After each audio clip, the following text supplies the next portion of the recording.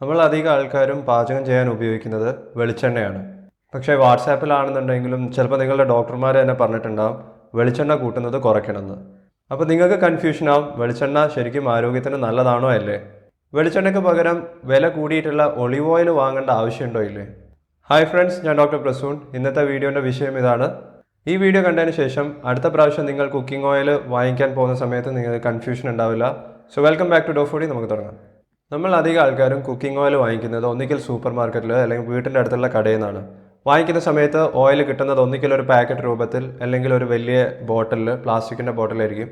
അത് coconut oil ആവാം, sunflower oil ആവാം, റൈസ് ബ്രാൻ ഓയിൽ ആവാം. പക്ഷേ ഇത്തരത്തിൽ ബോട്ടിലും പാക്കറ്റിലുമായിട്ട് നിങ്ങൾക്ക് എളുപ്പത്തിൽ വാങ്ങിക്കാൻ സാധിക്കുന്ന എല്ലാ എണ്ണയിനെയും നമുക്ക് റിഫൈൻഡ് ഓയിൽ എന്ന് പറയാം.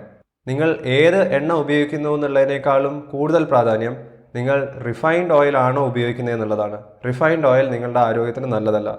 നിങ്ങൾ ഈ ചാനലിലെ മുമ്പത്തെ വീഡിയോസൊക്കെ കണ്ടിട്ടുണ്ടെങ്കിൽ ഞാൻ പ്രോസസ്ഡ് ഫുഡിനെ കുറിച്ച് പറയാറുണ്ട്. അതേപോലെ തന്നെ ഓയിലിനെ അതിൻ്റെ നാച്ചുറൽ ഫോമിൽ നിന്നും മാറ്റി രൂപമാറ്റം വരുത്തി പ്രോസസ്സിങ് ചെയ്തു റിഫൈൻ ചെയ്തിട്ട് ഉണ്ടാക്കുന്ന ഓയിലിനെയാണ് നമ്മൾ റിഫൈൻഡ് ഓയിൽ എന്ന് പറയുന്നത്. ഇത്തരത്തിൽ ഉണ്ടാക്കുന്ന എല്ലാ ഓയിലും മില്ലിൽ അല്ലെങ്കിൽ ഒരു മെഷീൻ ഉപയോഗിച്ചിട്ട് ഒരു കമ്പനിയിൽ മാനുഫാക്ചർ ചെയ്യുന്നതായിരിക്കും. അത് റിഫൈൻഡ് കോക്കനട്ട് ഓയിൽ ആണെങ്കിൽ നല്ല കോക്കനട്ടിൻ്റെ വാസന ഉണ്ടാവും, രുചി ഉണ്ടാവും, കളർ ഉണ്ടാവും, കൂടുതൽ കാലം നിലനിൽക്കും, പെട്ടെന്ന് ചീത്തയാവുന്നില്ല. പക്ഷേ ഇതെല്ലാം ആ ഓയിലിലേക്ക് പിന്നീട് ആഡ് ചെയ്യുന്നതാണ്, ആർട്ടിഫിഷ്യലി ആഡ് ചെയ്യുന്നതാണ്. ഈ പ്രോസസ്സിനെയാണ് റിഫൈനിങ് അല്ലെങ്കിൽ പ്രോസസ്സിംഗ് എന്ന് പറയുന്നത്. റിഫൈനിങ് കമ്പനീസിലെല്ലാം പല രീതിയിൽ ചെയ്യാം.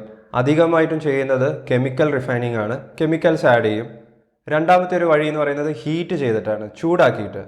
നമുക്ക് എല്ലാവർക്കും അറിയുന്ന ഒരു കാര്യം, ഓയിൽ, കുക്കിംഗ് ഓയിൽ ഏതാണെന്നുണ്ടെങ്കിലും അതിൽ ഏറ്റവും കൂടുതലായിട്ട് അടങ്ങിയിരിക്കുന്നത് ഫാറ്റി ആസിഡ്സ് ആണ്.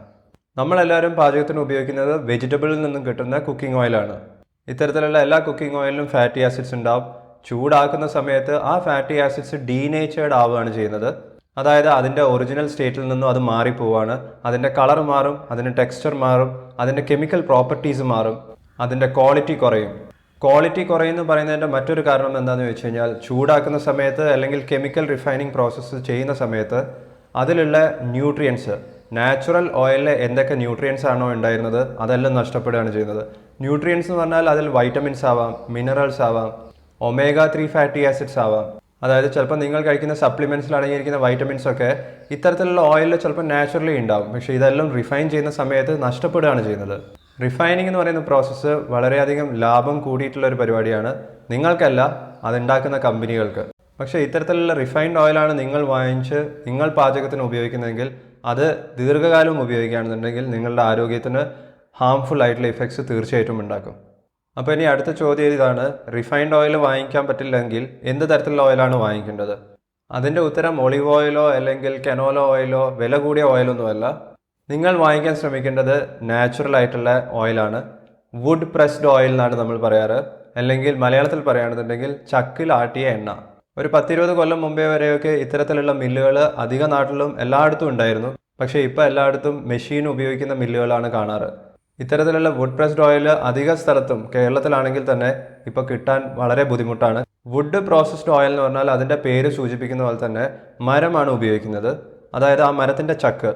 ഈ മരം ഉപയോഗിച്ചിട്ട് പലതരത്തിലുള്ള സീഡ്സിൽ നിന്നും നമുക്ക് എണ്ണയെ സെപ്പറേറ്റ് ചെയ്ത് മാറ്റിയെടുക്കാം. കോക്കനട്ട് ഓയിലിൻ്റെ കാര്യത്തിൽ തേങ്ങയിൽ നിന്നുമാണ് നമ്മൾ കോക്കനട്ട് ഓയിൽ ഉണ്ടാക്കുന്നത്. ഇവിടെ പ്രധാനമായിട്ടുള്ള വ്യത്യാസം എന്ന് പറഞ്ഞാൽ മാനുവൽ ലേബറാണ് ഉപയോഗിക്കുന്നത്. റിഫൈനിങ് പ്രോസസ്സിലാവട്ടെ കെമിക്കൽസും ഹീറ്റിങ്ങും മെഷീനറി, ഇൻഡസ്ട്രീസിൽ ഉപയോഗിക്കുന്ന മെഷീൻസ് ഉപയോഗിച്ചിട്ടാണ്. പക്ഷേ ഇവിടെ നമ്മൾ ഇത്തരത്തിലുള്ള കെമിക്കൽസോ മെഷീൻസിനോ പകരം വുഡ് പ്രസ്സാണ് ഉപയോഗിക്കുന്നത്. വുഡ് പ്രസ്ഡ് ഓയിൽ ഉണ്ടാക്കുന്ന സമയത്ത് ചൂടാക്കേണ്ട ആവശ്യം വരാറില്ല. അതുകൊണ്ട് തന്നെ ആ ഓയിൽ, അത് ഏത് തരത്തിലുള്ള ഓയിലാണെന്നുണ്ടെങ്കിലും അതിൻ്റെ നാച്ചുറൽ സ്റ്റേറ്റിൽ തന്നെ നിങ്ങൾക്ക് കിട്ടുകയാണ് ചെയ്യുന്നത്. അതിൻ്റെ അർത്ഥം അതിൽ അടങ്ങിയിരിക്കുന്ന ന്യൂട്രിയൻസ് നഷ്ടപ്പെടുന്നില്ല, അതിൻ്റെ ക്വാളിറ്റിക്ക് മാറ്റങ്ങൾ വരുത്തുന്നില്ല. അതിൻ്റെ ബേസിക് പ്രോപ്പർട്ടീസ്, അതിൽ അടങ്ങിയിരിക്കുന്ന ഫാറ്റി ആസിഡ്സ് ഒക്കെ നിങ്ങൾക്ക് അതിൻ്റെ ഒറിജിനൽ അവസ്ഥയിൽ തന്നെ കിട്ടുകയാണ് ചെയ്യുന്നത്. അതുകൊണ്ടാണ് പറ്റുമെങ്കിൽ വുഡ് പ്രസ്ഡ് ഓയിൽ തന്നെ വാങ്ങിക്കാൻ പറയുന്നത്. വുഡ് പ്രസ്ഡ് ഓയിലിൻ്റെ ഒക്കെ ഒരു വലിയ പ്രശ്നം എന്ന് പറഞ്ഞു കഴിഞ്ഞാൽ, നിങ്ങൾക്ക് വാങ്ങിച്ച് കുറേ കാലത്തേക്ക് വീട്ടിൽ വെക്കാൻ സാധിക്കില്ല. കൂടിപ്പോയാൽ 1-2 മാസം. ആ സമയം കഴിഞ്ഞ് കഴിഞ്ഞാൽ അത് ചീത്തയാവും, പിന്നെ നിങ്ങൾക്ക് ഉപയോഗിക്കാൻ സാധിക്കില്ല. ഇത്തരത്തിലുള്ള വുഡ് പ്രസ്ഡ് ഓയിൽ നിങ്ങൾക്ക് കിട്ടുമെങ്കിൽ അതിന് കുറച്ച് വില കൂടുതൽ കൊടുത്തിട്ടാണെന്നുണ്ടെങ്കിലും നിങ്ങൾ അതാണ് വാങ്ങിക്കേണ്ടത്. അത് ഉപയോഗിച്ചിട്ടാണ് പാചകം ചെയ്യേണ്ടത്. ഇനി നമുക്ക് കുക്കിംഗ് ഓയിലിൽ അടങ്ങിയിരിക്കുന്ന ഫാറ്റി ആസിഡ്സിനെ കുറിച്ച് പറയാം, അല്ലെങ്കിൽ ഫാറ്റ്സിനെ കുറിച്ച് പറയാം. മെയിൻലി 2 തരത്തിലുള്ള ഫാറ്റ്സ് ആണുള്ളത്. ഒന്ന് സാച്ചുറേറ്റഡ് ഫാറ്റ്സും രണ്ടാമത്തത് അൺസാച്ചുറേറ്റഡ് ഫാറ്റ്സും. ഇതിൻ്റെ കെമിക്കൽ സ്ട്രക്ചറിൽ ബോണ്ടിൻ്റെ എണ്ണം നോക്കിയിട്ടൊക്കെയാണ് സാച്ചുറേറ്റഡും അൺസാച്ചുറേറ്റഡ് ആയിട്ട് നമ്മൾ ഡിഫറൻഷ്യേറ്റ് ചെയ്യുന്നത്. നമ്മളെല്ലാവരും ഡെയിലി ഉപയോഗിച്ചുകൊണ്ടിരിക്കുന്ന കോക്കനട്ട് ഓയിലിൽ അല്ലെങ്കിൽ വെളിച്ചെണ്ണയിൽ ഏറ്റവും കൂടുതലായിട്ട് അടങ്ങിയിരിക്കുന്നത് 90% സാച്ചുറേറ്റഡ് ഫാറ്റ്സ് ആണ്. ഞാൻ അങ്ങനെ പറഞ്ഞതിൻ്റെ അർത്ഥം എന്ന് പറഞ്ഞാൽ സാച്ചുറേറ്റഡ് ഫാറ്റ് അൺഹെൽത്തി ആണെന്നൊന്നുമല്ല. നമുക്ക് സാച്ചുറേറ്റഡ് ഫാറ്റ്സും വേണം, അൺസാച്ചുറേറ്റഡ് ഫാറ്റ്സും വേണം. ഇതിൻ്റെ ബാലൻസ് ആണ് നമുക്ക് പ്രധാനമായിട്ടും നോക്കേണ്ടത്. കൂടുതൽ സാച്ചുറേറ്റഡോ കൂടുതൽ അൺസാച്ചുറേറ്റഡോ കഴിച്ചു കഴിഞ്ഞാൽ നമുക്ക് ആ ബാലൻസ് കിട്ടില്ല. US-ൽ 1970s നടത്തിയിട്ടുള്ള പല സ്റ്റഡീസിലും പറയുന്നത് കോക്കനട്ട് ഓയിലിൽ സാച്ചുറേറ്റഡ് ഫാറ്റ്സ് കൂടുതലായതുകൊണ്ട് അത് ഉപയോഗിക്കരുതെന്നാണ്. ഇപ്പോൾ ഒരു 50-60 വർഷം കഴിഞ്ഞിട്ടും ഇപ്പോഴും നമ്മൾ അത് തന്നെയാണ് ഫോളോ ചെയ്യുന്നത്. പക്ഷേ ഇത് തെറ്റാണെന്നുള്ള രീതിയിൽ മറ്റ് പല സ്റ്റഡീസിലും റീസെൻ്റ്ലി നടത്തിയിട്ടുള്ള സ്റ്റഡീസിലും കണ്ടുപിടിച്ചിട്ടുണ്ടായിരുന്നു. പണ്ടത്തെ സ്റ്റഡീസൊക്കെ പ്രകാരം സാച്ചുറേറ്റഡ് ഫാറ്റ്സ് കുറയ്ക്കണം, അൺസാച്ചുറേറ്റഡ് ഫാറ്റ്സ് കൂട്ടണം. പക്ഷേ അങ്ങനെയല്ല, നമുക്കിതിൻ്റെ ബാലൻസ് ആണ് നോക്കേണ്ടത്. നമുക്ക് രണ്ടും ആവശ്യമുണ്ട്. നിങ്ങൾ ട്രാൻസ് ഫാറ്റിനെ കുറിച്ച് കേട്ടിട്ടില്ലെങ്കിൽ, ട്രാൻസ് ഫാറ്റാണ് ഏറ്റവും അൺഹെൽത്തി ആയിട്ടുള്ള ഏറ്റവും ഡേഞ്ചറസ് ആയിട്ടുള്ള ഫാറ്റ്സ് എന്ന് പറയുന്നത്. ട്രാൻസ് ഫാറ്റും ഒരു തരത്തിലുള്ള അൺസാച്ചുറേറ്റഡ് ഫാറ്റി ആസിഡ്സ് തന്നെയാണ്. നിങ്ങൾ ഒരു കാര്യം മനസ്സിലാക്കേണ്ടത്, പല തരത്തിലുള്ള വെജിറ്റബിൾ ഓയിൽസാണ് നമ്മൾ ഉപയോഗിക്കാറ്. ഈ ഓരോ തരത്തിലുള്ള വെജിറ്റബിൾ ഓയിലിലും സാച്ചുറേറ്റഡ് ഫാറ്റിൻ്റെയും അൺസാച്ചുറേറ്റഡ് ഫാറ്റ്സിൻ്റെയും അളവിൽ വ്യത്യാസം ഉണ്ടാകും. ഉദാഹരണത്തിന് ഞാൻ നേരത്തെ പറഞ്ഞ പോലെ വെളിച്ചെണ്ണയിൽ അല്ലെങ്കിൽ കോക്കനട്ട് ഓയിലിൽ സാച്ചുറേറ്റഡ് ഫാറ്റ്സ് ആണ് 90% ഉള്ളത്, 10%-ത്തിനടുത്ത് മാത്രമേ അൺസാച്ചുറേറ്റഡ് ഫാറ്റ്സ് ഉള്ളൂ. നേരെ മറിച്ച് സൺഫ്ലവർ ഓയിൽ അല്ലെങ്കിൽ ഒലിവ് ഓയിലിലെല്ലാം അൺസാച്ചുറേറ്റഡ് ഫാറ്റ്സ് ആണ് കൂടി നിൽക്കുന്നത്. സാച്ചുറേറ്റഡ് ഫാറ്റ്സ് വളരെ കുറവാണ്, 10 മുതൽ 20% ഉണ്ടാവാറുള്ളൂ. ഇത് ഓരോ തരത്തിലുള്ള വെജിറ്റബിൾ ഓയിലിലും വ്യത്യാസം ഉണ്ടാവും. നിങ്ങൾ ഉപയോഗിക്കുന്ന ഓയിലിൽ സാച്ചുറേറ്റഡ് ഫാറ്റ്സ് എത്രയാണ്, അൺസാച്ചുറേറ്റഡ് ഫാറ്റ്സ് എത്രയാണെന്ന് അറിയണമെന്നുണ്ടെങ്കിൽ സ്ക്രീനിൽ കാണിക്കുന്ന ഈ ടേബിൾ നിങ്ങൾ ശ്രദ്ധിക്കുക. ഈ ടേബിളിൻ്റെ ലിങ്ക് ഞാൻ ലൈക്ക് ബട്ടൻ്റെ താഴെയും ഷെയർ ചെയ്യാം. ഈ ടേബിൾ നോക്കിയാൽ നിങ്ങൾക്ക് മനസ്സിലാക്കാൻ സാധിക്കുന്നത് സാച്ചുറേറ്റഡ് ഫാറ്റ്സ് കോക്കനട്ട് ഓയിലിൽ മാത്രമല്ല ആനിമൽ ഫാറ്റ്സിലും വളരെ കൂടുതലാണ്. ഉദാഹരണത്തിന് butter, ghee, meat, dairy products, ഇതിലെല്ലാം സാച്ചുറേറ്റഡ് ഫാറ്റ്സിൻ്റെ അളവ് കൂടുതലായിരിക്കും. നിങ്ങൾ ഉപയോഗിക്കുന്ന ഓയിലിൽ സാച്ചുറേറ്റഡ് ഫാറ്റ്സ് ആണ് കൂടുതലെങ്കിൽ അതിൻ്റെ സാച്ചുറേറ്റഡ് ഫാറ്റ്സിൻ്റെ മറ്റൊരു പ്രത്യേകത എന്ന് പറഞ്ഞാൽ അതിൻ്റെ സ്റ്റീം പോയിൻ്റ് കൂടുതലായിരിക്കും. സ്റ്റീം പോയിൻ്റ് എന്ന് പറഞ്ഞാൽ എത്ര ഉയർന്ന താപനില അല്ലെങ്കിൽ എത്ര ഉയർന്ന ടെമ്പറേച്ചർ വരെ ആ ഓയിലിന് ചൂടിനെ വിത്ത്സ്റ്റാൻഡ് ചെയ്യാൻ അല്ലെങ്കിൽ റെസിസ്റ്റ് ചെയ്യാൻ സാധിക്കും, അതിനെയാണ് സ്റ്റീം പോയിൻ്റ് എന്ന് പറയുന്നത്. ചുരുക്കി പറഞ്ഞാൽ സാച്ചുറേറ്റഡ് ഫാറ്റ്സ് അടങ്ങിയിട്ടുള്ള ഓയിലിനെല്ലാം വളരെ അധികം ടെമ്പറേച്ചർ വരെ ഒരു മാറ്റവും വരാതെ, അതിൻ്റെ ബേസിക് പ്രോപ്പർട്ടിയിൽ ഒരു മാറ്റവും വരാതെ ആ ചൂടിനെ സഹിക്കാൻ പറ്റും, വിത്ത്സ്റ്റാൻഡ് ചെയ്യാൻ പറ്റും. ഇതാണ് കോക്കനട്ട് ഓയിൽ നമ്മളുടെ നാട്ടിൽ വളരെ ഫേമസ് ആവാനും പോപ്പുലർ ആവാനും മറ്റൊരു കാരണം. സാച്ചുറേറ്റഡ് ഫാറ്റ്സ് കൂടുതൽ അടങ്ങിയിരിക്കുന്ന വെളിച്ചെണ്ണ അല്ലെങ്കിൽ കോക്കനട്ട് ഓയിലൊക്കെയാണ് നിങ്ങൾ എല്ലാ ദിവസവും ഉപയോഗിക്കുന്നതെങ്കിൽ നിങ്ങൾ ഒരൊറ്റ കാര്യം ശ്രദ്ധിച്ചാൽ മതി, അതിൻ്റെ ക്വാണ്ടിറ്റി, അതിൻ്റെ അളവ് അത് കുറയ്ക്കാൻ ശ്രമിക്കുക. നമുക്ക് കൂടുതൽ കോക്കനട്ട് ഓയിൽ, കൂടുതൽ സാച്ചുറേറ്റഡ് ഫാറ്റ്സ് നമ്മളുടെ ബോഡിക്ക് നല്ലതല്ല. ഒരു ഉദാഹരണം പറയുകയാണെങ്കിൽ 4 പേര് അടങ്ങിയിട്ടുള്ള ഒരു ഫാമിലിയിലേക്ക് നിങ്ങൾ 1 ലിറ്റർ വെളിച്ചെണ്ണ വാങ്ങിക്കുകയാണെന്നുണ്ടെങ്കിൽ ഏറ്റവും ചുരുങ്ങിയത് 1.5 മാസമെങ്കിലും ഉപയോഗിക്കാൻ ശ്രമിക്കുക. 2 ആഴ്ചൻ്റെ ഉള്ളിൽ തീർത്തിട്ട് അത് വീണ്ടും വാങ്ങിക്കേണ്ട അവസ്ഥ ഉണ്ടാവരുത്. സാച്ചുറേറ്റഡ് ഫാറ്റ്സ് അടങ്ങിയിട്ടുള്ള ഓയിലിൻ്റെ കാര്യത്തിലാണെന്നുണ്ടെങ്കിൽ കഥ അവിടെ തീരും, അളവ് മാത്രം നിങ്ങൾ ശ്രദ്ധിച്ചാൽ മതി. ഇനി നമുക്ക് അൺസാച്ചുറേറ്റഡ് ഫാറ്റി ആസിഡ്സിൻ്റെ കാര്യം പറയാം. ഇത് വീണ്ടും 2 തരത്തിൽ ഡിവൈഡ് ചെയ്തിട്ടുണ്ട്. ഒന്ന് മോണോ അൺസാച്ചുറേറ്റഡ് ഫാറ്റി ആസിഡും രണ്ടാമത്തത് പോളി അൺസാച്ചുറേറ്റഡ് അല്ലെങ്കിൽ പുഫ എന്ന് പറയും. മോണോ അൺസാച്ചുറേറ്റഡ് ഫാറ്റി ആസിഡ്സ് അടങ്ങിയിട്ടുള്ള കുക്കിംഗ് ഓയിലിൻ്റെ എക്സാമ്പിളാണ് olive oil, canola oil, rice bran oil. Poly unsaturated fatty acids ആണ് നമുക്ക് കുറച്ചും കൂടി ഈസിലി അവൈലബിൾ ആയിട്ടുള്ളത്. അധിക വെജിറ്റബിൾ ഓയിൽസിലും പോളി അൺസാച്ചുറേറ്റഡ് ഫാറ്റി ആസിഡ്സ് ആണ് കൂടി നിൽക്കുന്നത്. അതുകൊണ്ട് തന്നെ ഇത്തരത്തിലുള്ള ഓയിലിനെ കുറിച്ചാണ് കൂടുതൽ പഠനങ്ങൾ നടത്തിയിട്ടുള്ളത്. പോളി അൺസാച്ചുറേറ്റഡ് ഫാറ്റി ആസിഡ്സിനെ തന്നെ വീണ്ടും 2 തരത്തിൽ ഡിവൈഡ് ചെയ്യുന്നുണ്ട്. ഒന്നിൻ്റെ പേരാണ് ഒമേഗ-3 ഫാറ്റി ആസിഡ്സ്. ഒമേഗ-3 ഫാറ്റ്സ് അടങ്ങിയിട്ടുള്ള സപ്ലിമെൻറ്റ്സ് ചിലപ്പോൾ നിങ്ങൾ കഴിക്കുന്നുണ്ടാവും. ഞാൻ അതിനെക്കുറിച്ച് ചെയ്തിട്ടുള്ള വീഡിയോ നിങ്ങൾ കണ്ടിട്ടില്ല എന്നുണ്ടെങ്കിൽ ലിങ്ക് നിങ്ങൾക്ക് കാർഡ്സിലും ലൈക്ക് ബട്ടൻ്റെ താഴെയും കാണാവുന്നതാണ്. രണ്ടാമത്തെ തരം ഒമേഗ-6 ഫാറ്റി ആസിഡ്സ് ആണ്. ഈ 2 എണ്ണം ഒമേഗ-3യും ഒമേഗ-6നെയും നമ്മൾ ഇസെൻഷ്യൽ ഫാറ്റി ആസിഡ്സ് എന്നാണ് പറയാറ്. ഇസെൻഷ്യൽ എന്ന് പറയാൻ കാരണം ഈ 2 തരത്തിലുള്ള ഫാറ്റി ആസിഡ്സും നമുക്ക് പുറത്തുനിന്ന് ഭക്ഷണത്തിലൂടെ തന്നെ കിട്ടണം, നമ്മളുടെ ബോഡിയിൽ നിർമ്മിക്കാൻ സാധിക്കില്ല.